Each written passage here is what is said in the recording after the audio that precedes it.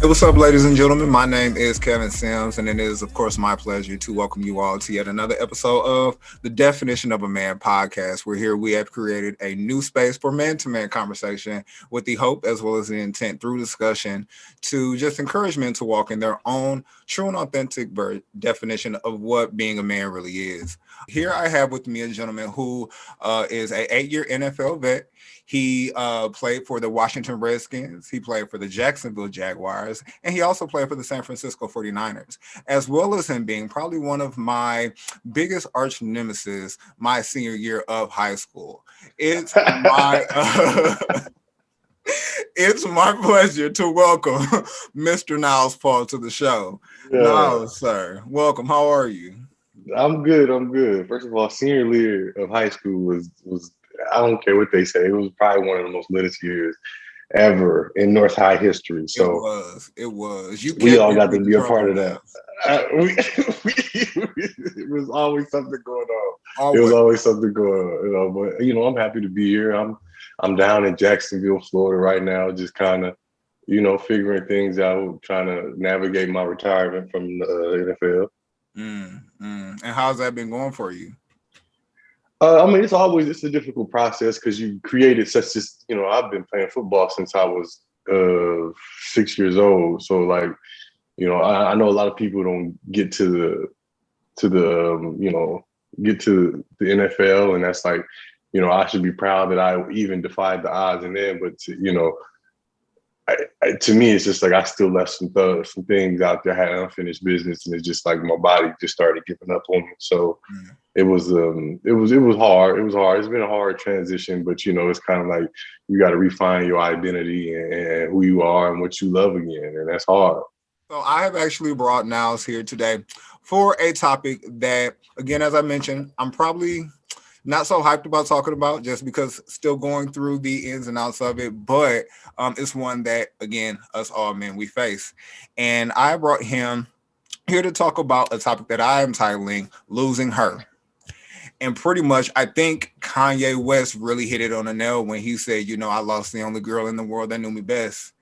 And, we will be talking about when a man loses his mother, Mm. the new outlook that you get on life after that, after such event happens, as well as, maybe some advice that Mr. Paul can share for those like myself who are still going through that. So, now before we do actually get into the again, as I like to call the meat of the episode, I do want you to let our audience know exactly how old were you when you lost your mother. I was 12 years old when I lost my mom.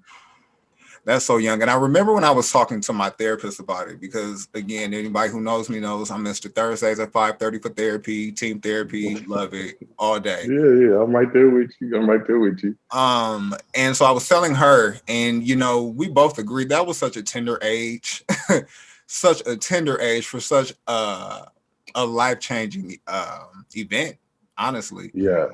Now I want you to take us back to that moment when it hit you, when it actually became like when you realized like this is now your reality. Like, take us back to that moment, and what was that like?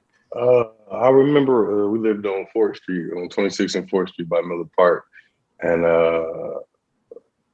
my mom had passed. Like I was at King Science Center at the time, and my mom had went and got her liver transplant. I remember the day, and it's crazy because I struggle to remember a lot of things, just dealing with concussions and stuff like that. But it's like I still remember that day.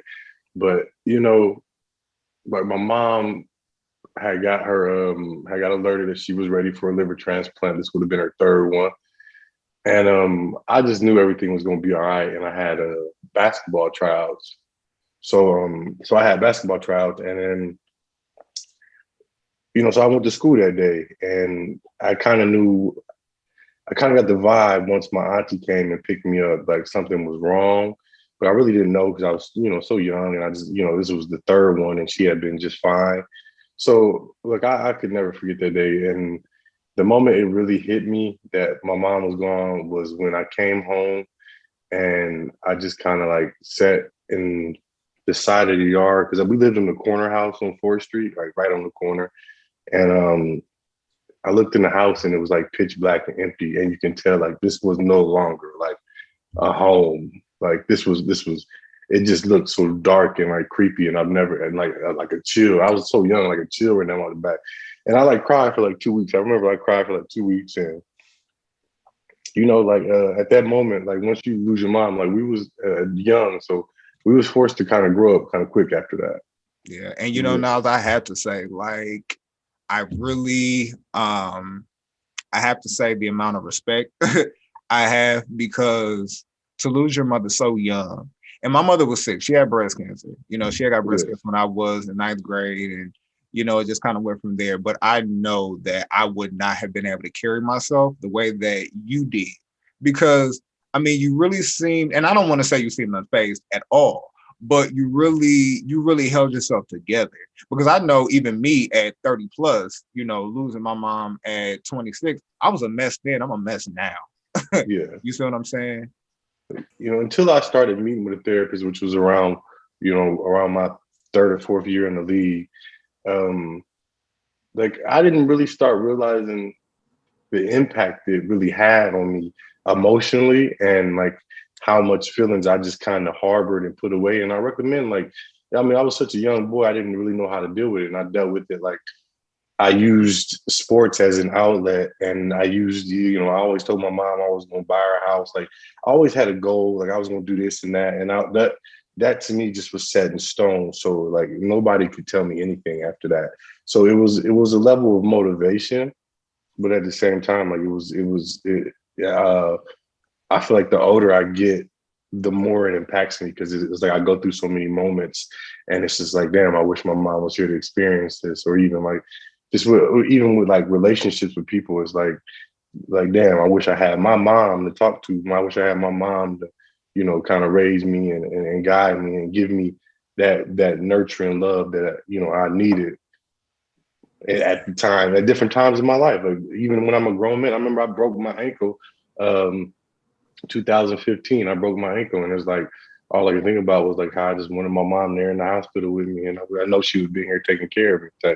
So I feel like the older I got, like honestly, like the worse it started to set in, and it was like that was because instead of grieving, I really just like took all that energy and put it into like, yo, I gotta do this. Like I gotta do this for my mom. Yeah. And even with that, it gets tough because, like you said, like some days you just want your mom. You just want your mother. It doesn't even, I tell people, it's not even so much for, you just want the company. I think That's sometimes it. if you could just get that company, because really quickly, it hit me on a few occasions, kind of like yours. Like when my mother had passed, me and my sister, we went to go take care of my mother's things or whatever, and I remember going into the place where she had lived, and honestly, it didn't even dawn on me. So I'm saying I walked in, sat down at the table. I had my lunch. I was gonna wait till my sister got there, and the table that me and my mother used to sit at. And then I looked at her chair, and then it hit me like, dog, like she ain't never seen a Crazy. good chair again. And when I tell you, I couldn't even finish my Popeyes. Like I couldn't even finish Yeah, it. that's so Like good. when that hit me, I couldn't even finish it. But so you had touched on something that leads me to my next question. Being so young, you said you didn't really kind of cope or deal with it until you got to the league. But being so young, would you say there were any ways that you coped? And who was there to kind of help you process through all that? Because 12 is young. 12 is young. I mean, I honestly, like once that happened, like my mom was like the heartbeat of our family. So our family kind of fell apart, and I had like my uncle Jimmy and my auntie Kim, and there was people around who wanted to be there, but it was some drastic things that happened like right after that. Like we moved to Newport, like we moved out of Omaha for 2 years actually, and moved to like Newport News, Virginia. Lived out there for 2 years, didn't know anybody. And I think just being out there with my brother, because all of my siblings wasn't able to come, just being out there with my brother, we kind of like was able to grieve with each other, and like, what I'm saying, just build from there, and like got used to like not having anybody because we felt so disconnected from everybody back home.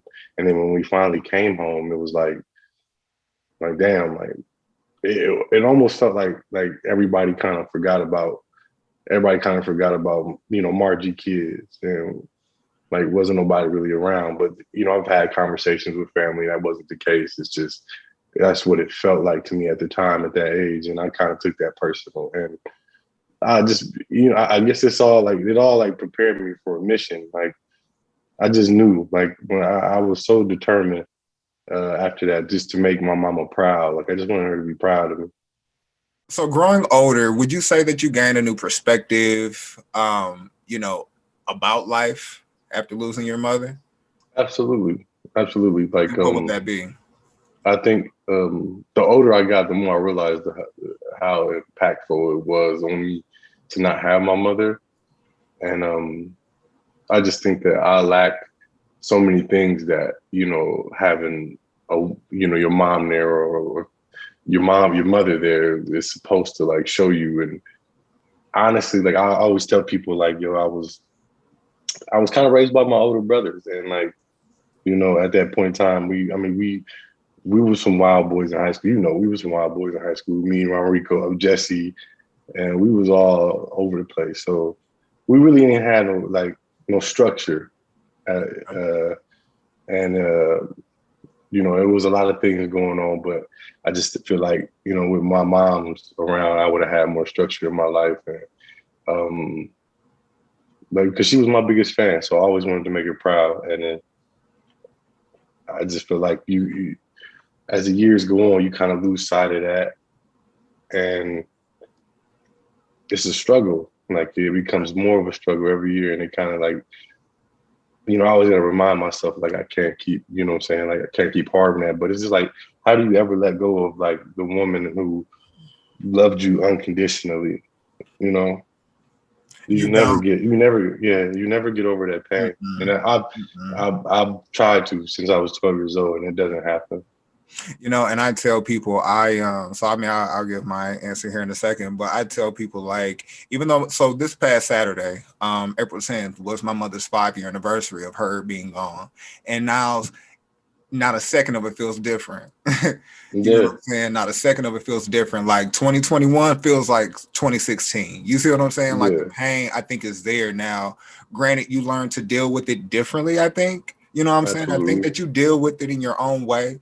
But that type of pain, and truth be told, I feel like, of course, Mother's Day is much tougher than her anniversary, but it's really no different. Like it's always something that will remind you and bring you back to the wanting or longing for your mother to be there. Because Yeah, again, I don't care what age you are, you always need your mom.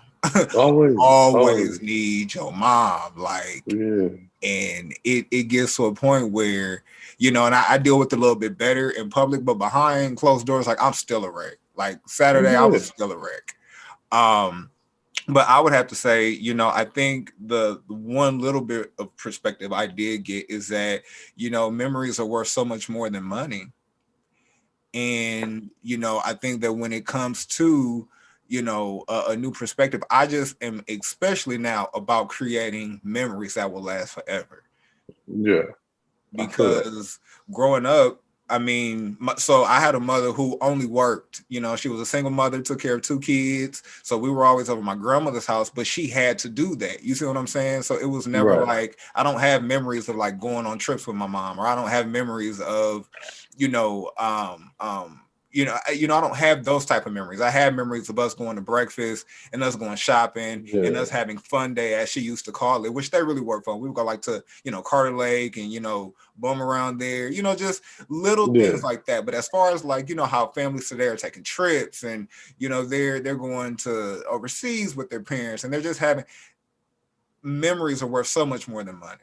And I So much wish more. people would understand that.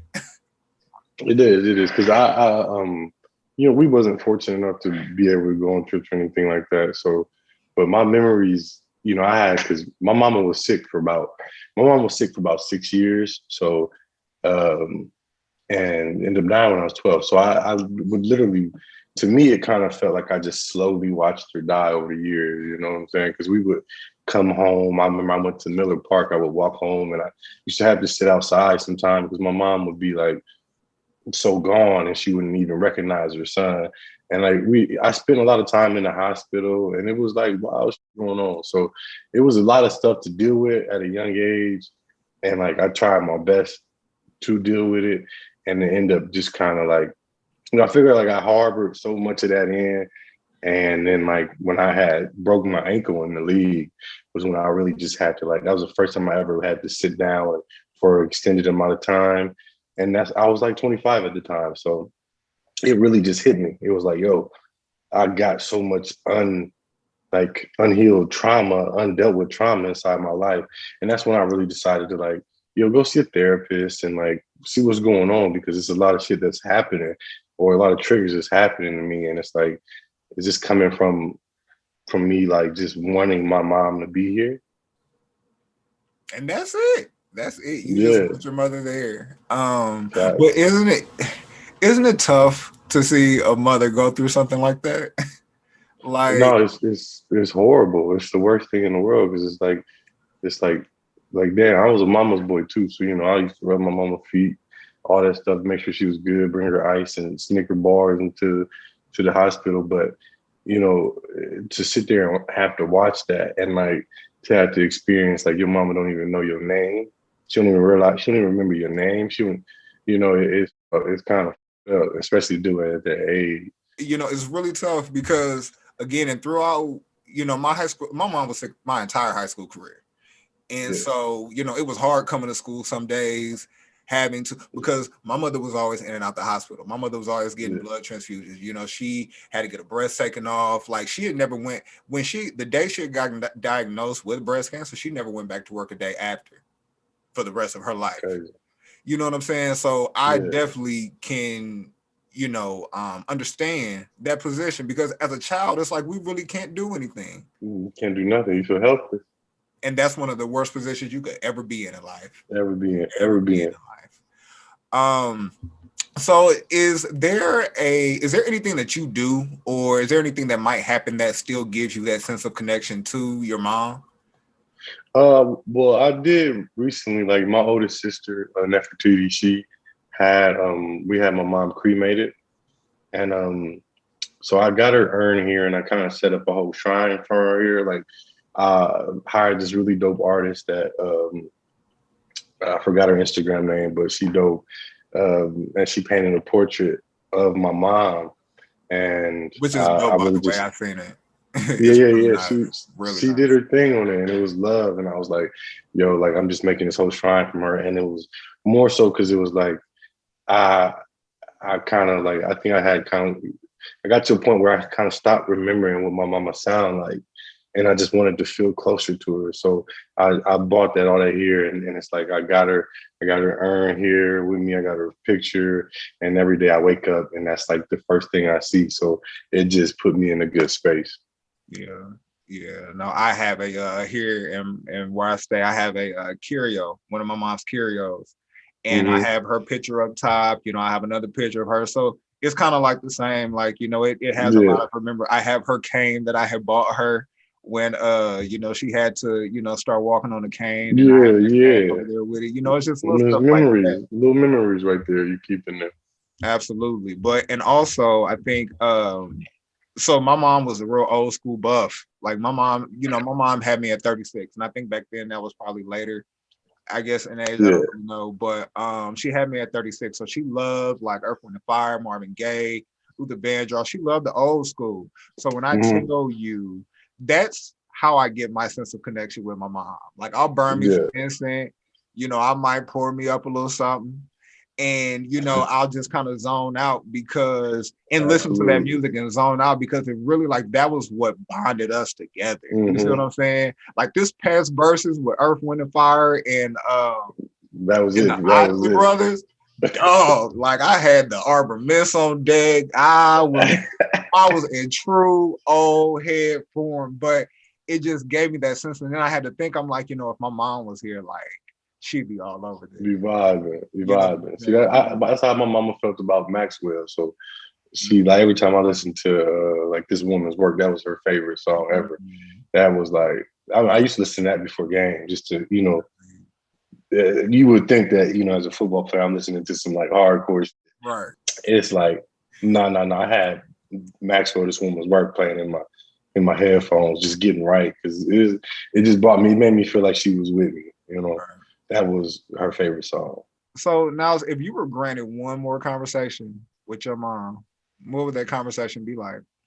I saw that question, man, and that's a tough question right there, because it's like, to me, it's so many things I want to ask my mom, or like just converse with her about, but it's like a lot of things I can't focus on in the past. So I would have to leave a lot of things in the past and just probably try to have a conversation of, you know, the type of man I have become, and, you know, how she feels like, you know, I can grow, and, you know, if she's really around, like if you know what I'm saying, like, are you really there? Like, I know people say, yo, she's always watching. Are you really there? Like, are you really there? Like, you know, I think it would be, you know, conversations like that, just because I just want to not focus on like past issues or past trauma. I would want to have a real conversation with mom about what's going on with my life, and her own opinion, because that's all I've craved for since I was a little boy. I said I wasn't gonna get on here and get to crying, and I'm gonna hold to that. I'm gonna hold to that. And you know, we almost finished, so I'm gonna stick to my guns. No, I feel you on that. I think that anything that happened in the worldly realm, you know what I'm saying, doesn't really, I think, matter. I think if there was one conversation I could have with mine, it would just be to thank her. You know, my mother was so selfless, like the sacrifices that she made, the way she took the back end for her kids. You see what I'm saying? Now, she was even in the hospital the last 2 weeks of her life telling the doctor that she has to be here for her kids. That's crazy. You see what I'm saying? Like, that to me is just so selfless. So I have to say that I thank her for that. You know, because it takes a strong individual, especially when, you know, she was in the, because when she went into the ICU, she again, she didn't, I mean, she came out of the ICU, but she didn't come out of the hospital, and she couldn't walk the last 2 weeks of her life. You know, it got to a point where me and my sister were having to feed her, and you know, mentally that messes with you. Yeah, that's a different pain.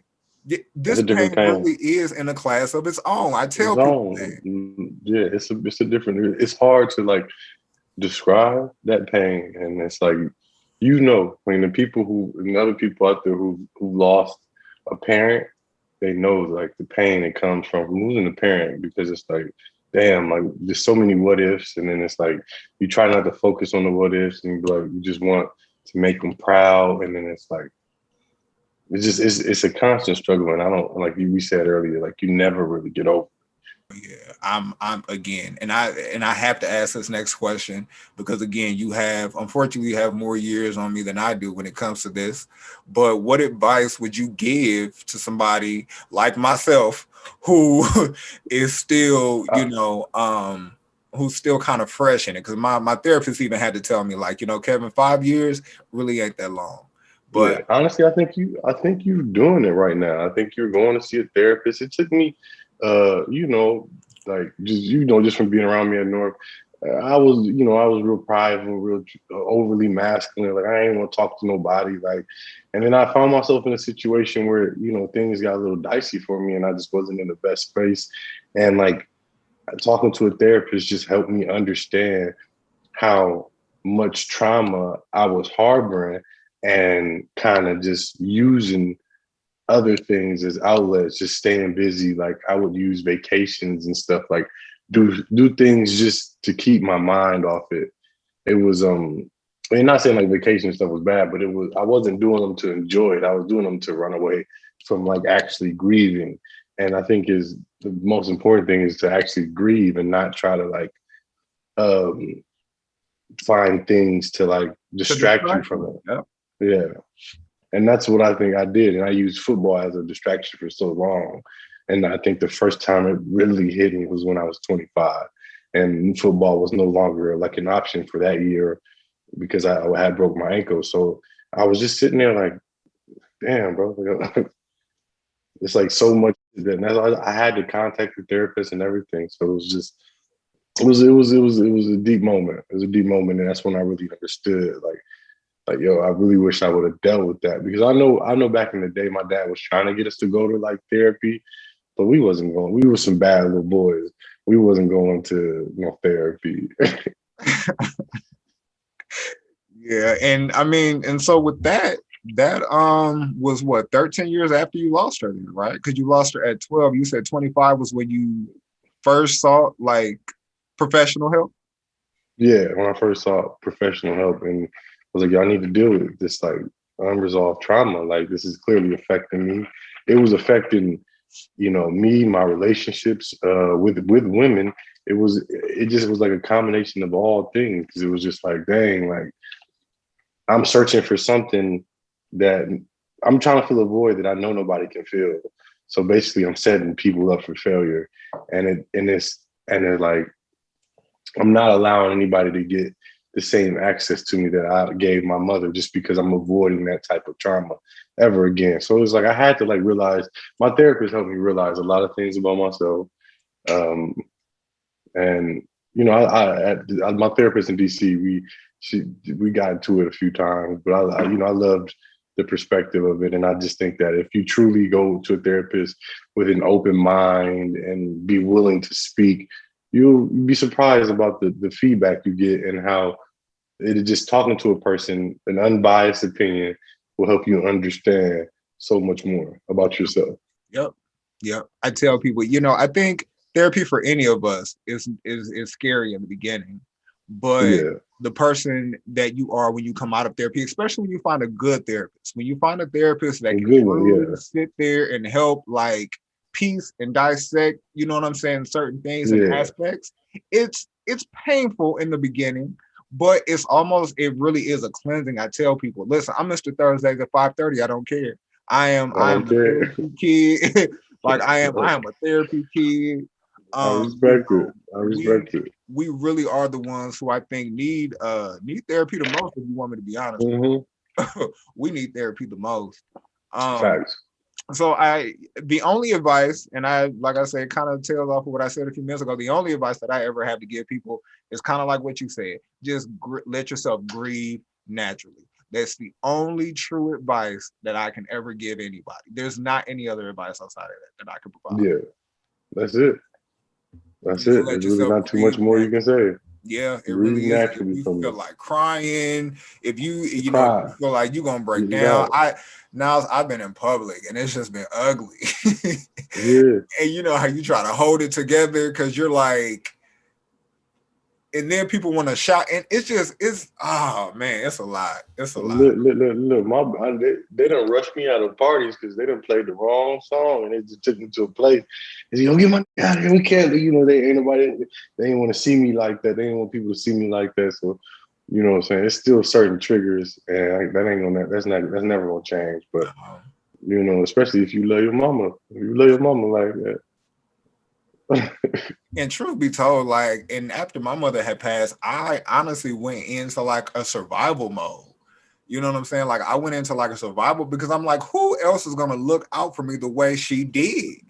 You feel me? It's like fight or flight all the way. Like you don't know what to do no more. It's like who this is the one person for a fact is gonna be like behind you, support you no matter what you do, no matter what mistakes you make.